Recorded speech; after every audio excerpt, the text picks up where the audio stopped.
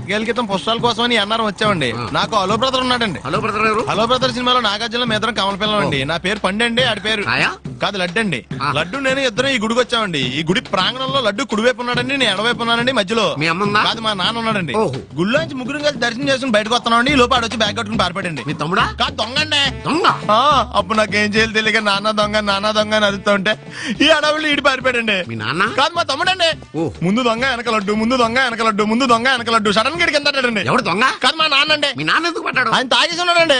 అప్పటికే అరుపులైన జనం పరిగెట్టుకుంటూ వచ్చి పట్టుకుని కొట్ట మొదలెట్టారండి. ఎవరు దొంగనా? కాదు మా నాన్న అండి. మీ నాన్న ఎందుకు కొట్టారు? ఆయన దొంగలా ఉంటాడండి. అంటే నీలా ఉంటాడా? అవునండి. ఆ అడవులు ఈడి పారిపోయాడండి.